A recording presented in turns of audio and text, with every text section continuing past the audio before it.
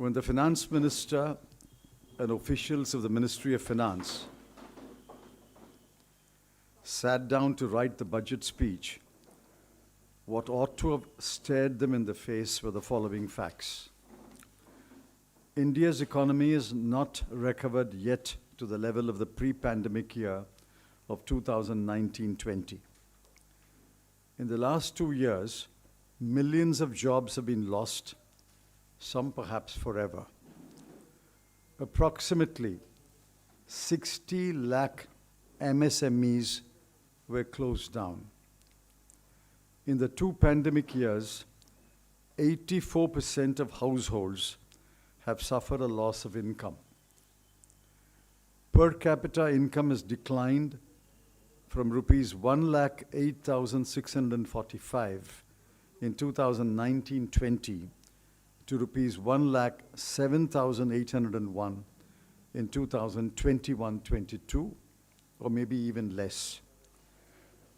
Per capita expenditure has declined from rupees 62,056 in 2019-20 to rupees 59,043 in 2021-22. An estimated 4.6 crore people have been pushed into extreme poverty. Huge learning loss among school children, especially children who live in rural India and are enrolled in government schools. Malnutrition, stunting, and wasting among children has increased, and India's rank in the Global Hunger Index has fallen to 101 out of 116 countries. The unemployment rates have reached 8.2% for urban and 5.8% of rural workers. WPI inflation is estimated at 12% and CPI inflation at 5.3%. These are hard facts. The hard facts should have been there before the finance minister. After the budget was presented, we asked ourselves, what has the budget done to address any of these grave challenges? The blunt answer is nothing. This budget has done nothing to address any one of the challenges that I've outlined. The government behaves and acts as though it is on the right path and has delivered on the issues that matter to the common people. This is false. This is also bull-headed obduracy. This also reflects the government's contemptuous disregard of the burdens and sufferings of the people. I was astonished, shocked, that the finance minister was outlining a plan for the next 25 years, which he called the Amrit Kal. The government seems to believe that the present does not need any attention, and the people living in the present can be asked to wait patiently until the Amrit Kal dawns. This is nothing but mocking the people of India, especially the poor and the deprived.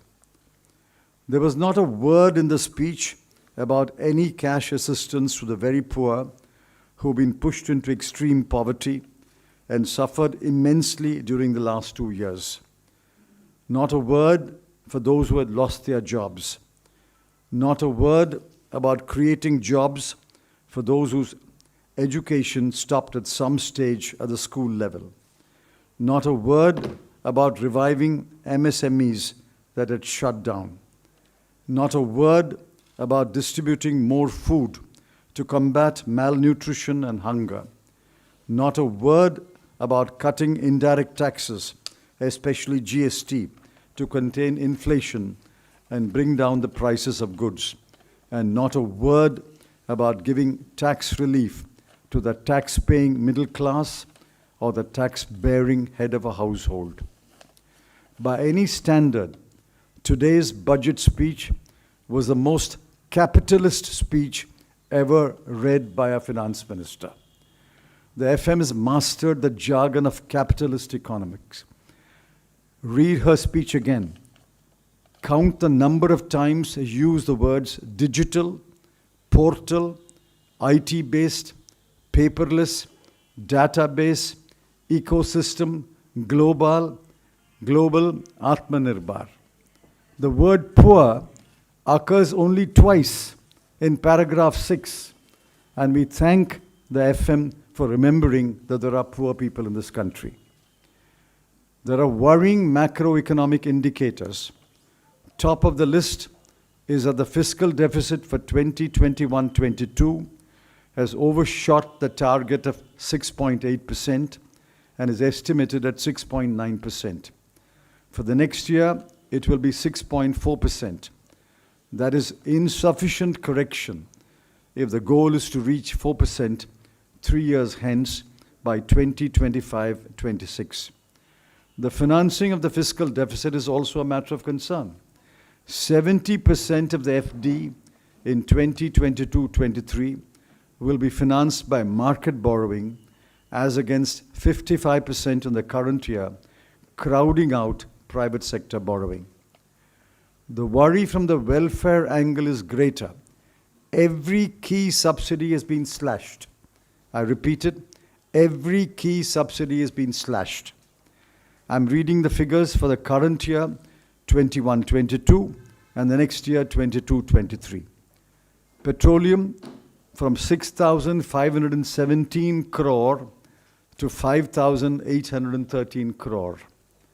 Fertilizer from 1,40,000 crore to 1,05,000 crore.